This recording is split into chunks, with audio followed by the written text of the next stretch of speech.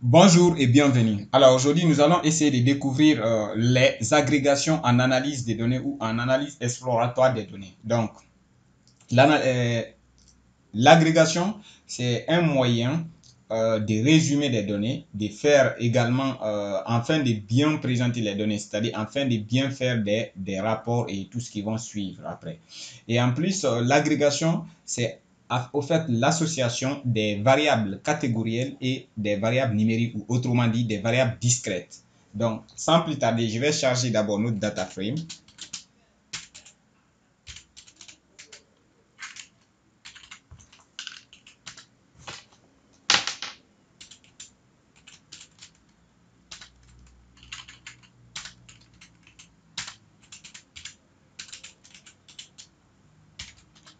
Et là, ici, une fois que notre data frame est chargé, comme on peut le constater, c'est bon. L'agrégation se fait à travers la méthode group by sur les data frames. Pour cela, on va faire par exemple l'agrégation. Je vais faire par exemple df group by.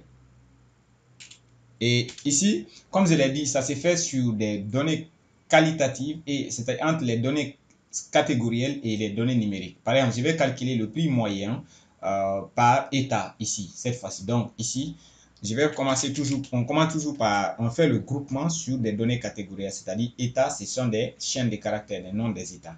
Selon l'état là, calcule-moi le prix, ce que je vais dire ici, price, USD. Et ensuite, qu'est-ce que je vais calculer comme USD? Ça serait le prix moyen. C'est pourquoi j'ai fait min. Vous voyez, quand j'ai fait min, il m'affiche les prix moyens. Par contre, quand j'ai fait, par exemple, la déviation standard, STD, vous voyez, il y a plusieurs méthodes. Il me calcule la déviation standard. Je peux calculer la médiane également. Vous voyez, je peux calculer la médiane. Ce n'est pas médiane que j'ai mis, c'est pourquoi il y a l'erreur médiane. Vous voyez, il me calcule aussi la médiane. Maintenant, mais ce n'est pas ce que moi je veux. Qu'est-ce que je veux faire maintenant? Je vais stocker ces résultats-là dans une variable que je vais appeler ici prix moyen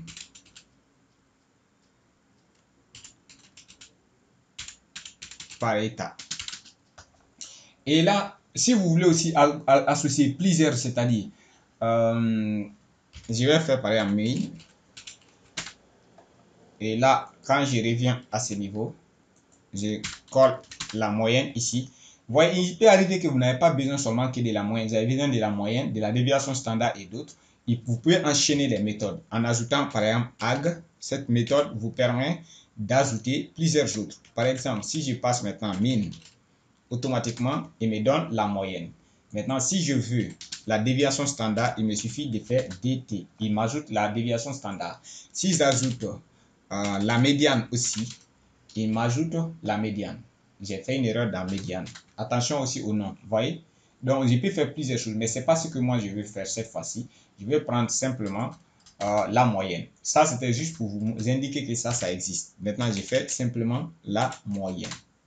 Donc, et une fois qu'on a cette moyenne-là, c'est bien déjà, c'est ce que nous voulons. Mais la fois passée, vous avez constaté que quand j'ai calculé les prix, par exemple, quand j'ai fait le box plot ici, je vais faire head.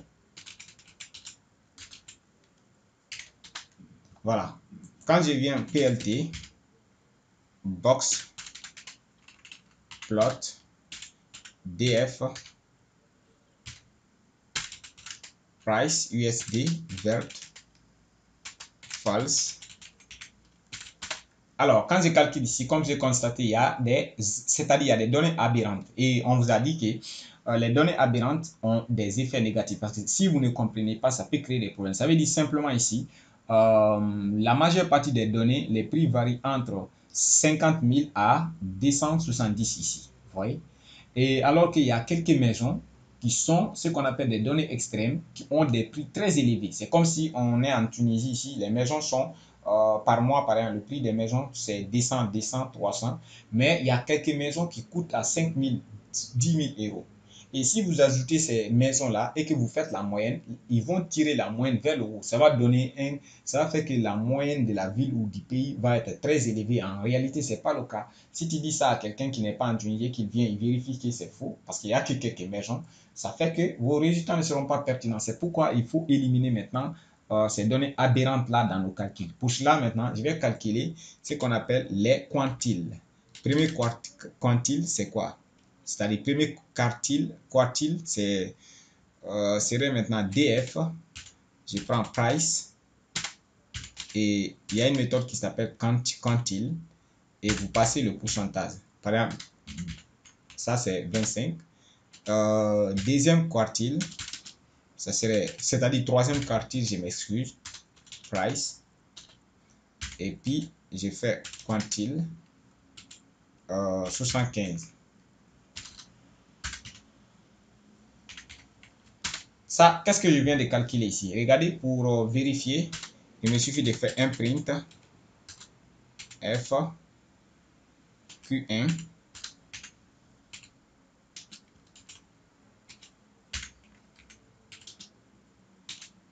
Q3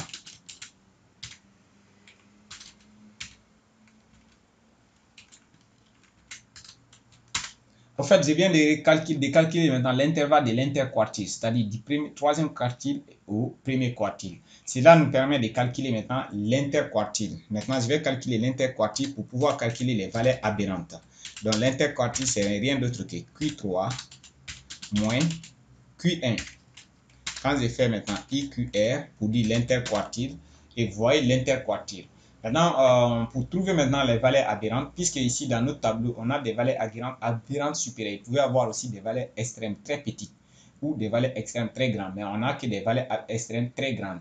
Donc, ce sont ces valeurs extrêmes très grandes que je vais supprimer. Et pour cela, je dois déterminer maintenant les valeurs aberrantes pour, je vais dire, valeur limite, valeur aberrante. Ça serait maintenant Q3 puisque ce serait les valeurs aberrantes supérieures fois 1.5 multiplié maintenant par IQR, c'est-à-dire l'interquartile. L'interquartile, comme je l'ai dit, c'est cette distance-là, quitter de là jusqu'ici. Et une fois que j'ai fait ça, il me suffit de voir maintenant la valeur aberrante limite. C'est ça, 270 400. Vous voyez, 274 000, je m'excuse. Vous voyez, quand je reviens ici, la limite c'est ici. Et quand on a 250, 60 ici, 70 et 40 et quelques. Vous voyez, c'est ce qui est là. Donc, on arrive à trouver ça. Maintenant, comment faire en sorte qu'on supprime ça dans les données? Pour cela, si j'ai fait par exemple, avant la suppression, quand j'ai fait df shape, on a 1700 lignes et quelques. Donc, c'est pas grave. Je reviens maintenant.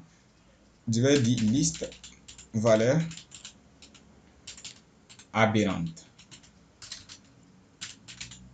Ça va être égal maintenant à numpy where df prix $ supérieur ou égal à cette valeur aberrante limite. C'est-à-dire toute valeur supérieure à cette valeur vont être considérées comme c'est une valeur aberrante supérieure.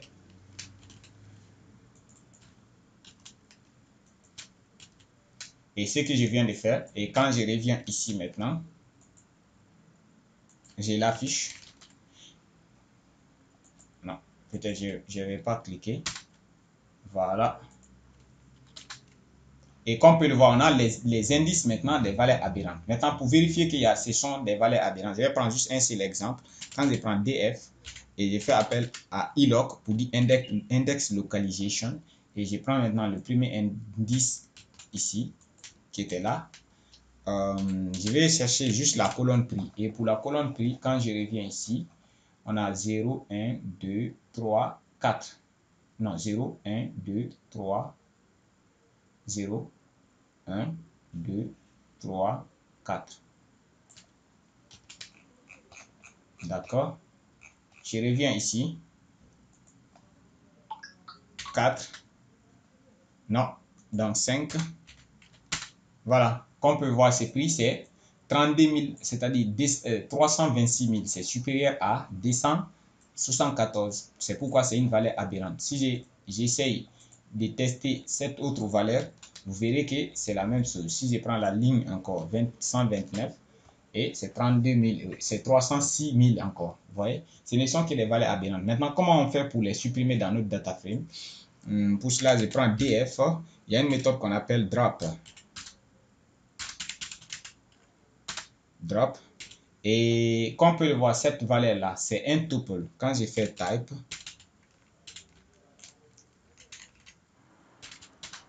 et comme on peut le voir, c'est un tuple. Et c'est sa première valeur-là qui est un tableau. Et c'est cette première valeur-là qu'on doit passer maintenant à drop. Et il va se baser sur ces indices-là pour supprimer tous ces éléments. Et là, je passe ça ici. Ensuite, je place le paramètre inplace à true pour qu'il supprime directement dans notre data frame. Et une fois cela est fait, quand je fais df maintenant shape, et vous verrez maintenant on a 1600 et quelques, ce qui veut dire avant, tout à l'heure, on avait obtenu quelque chose de 1700. Mais maintenant, on a 1600. Donc, on est arrivé à bien supprimer ces données. Et que notre data frame maintenant est clean. On n'a pas de valeurs aberrantes. Maintenant, on va essayer de reprendre maintenant notre agrégation des prix moyens par état à ce niveau.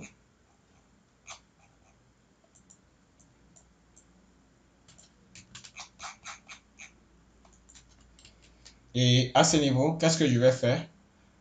Je vais essayer de représenter maintenant nos données à travers un histogramme. Pour cela, il me suffit de venir prendre le nom des data frame, de nouveaux data frame.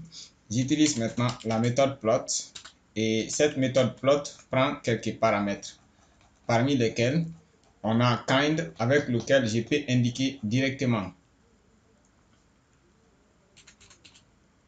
quel type de graphe que je vais utiliser. Par exemple, on a dit qu'on va utiliser un histogramme et le nom de l'histogramme c'est bar. Et comme on peut le constater, si je ne veux pas que la ligne là d'en haut sort, et comme on peut le constater, on a maintenant les états ici avec les fréquences, c'est-à-dire les moyens, les prix moyens.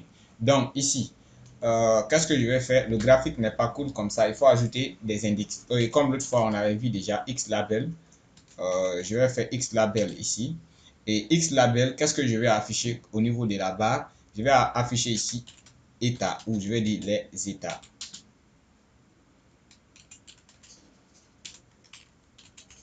Ensuite, Y label.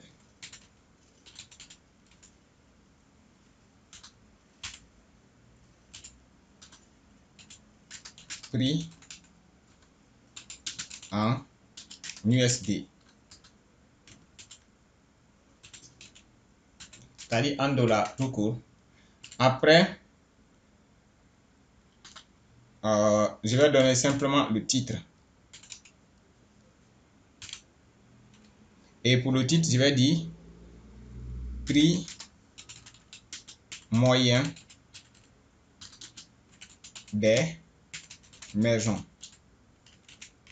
Et ensuite, fixed size, je vais me limiter à fixed size.